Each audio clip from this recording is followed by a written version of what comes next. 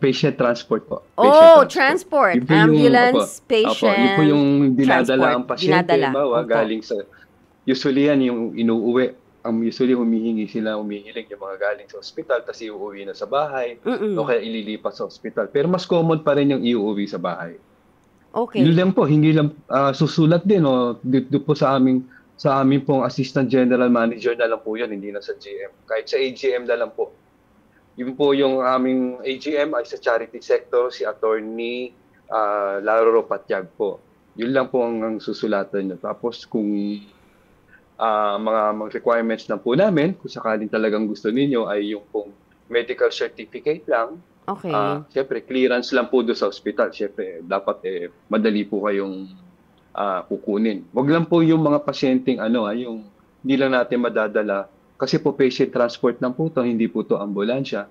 Kaya yung pong mga tagahatid lang, naghahatid lang, no, Doc? Ihatid yung lang. ordinaryong hatid lang po to. Oo. Yeah, usually yan, yung mga hindi talaga maka-afford, yung mga ida-transfer sila. Pero ang mga lugar lang po, kung pwede lang po sana, wag naman yung masyadong malayo, yung mga within Metro ng Manila lang po Metro muna. Manila. Saka yung mga karating. Okay. Opo, kasi hindi pa ho tayo ganun karami ang ating mga patient transport na available. Tsaka Doc, paano kung kasi nga, po namin yan. sinabi natin ambulansya, so this is an emergency, hindi ba? So baka hindi na sila, wala nang time sila kunyari tumawag sa PCSO o magpaalam o magpaalam na meron silang kailangan. Hindi po, do you take in last minute?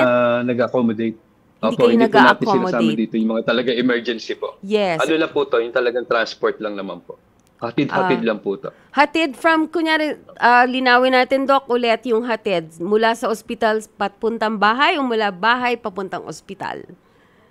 Usually po, mula ospital papuntang bahay. At minsan naman, yung iba naman po, yung nililipat na sa ibang ospital. Ayun. Pero pinaka-most common pa rin po yung mula ospital papuntang bahay. Okay. So, ibig sabihin magaling na yung pasyente, pwede nang iuwi, pwede nang umuwi.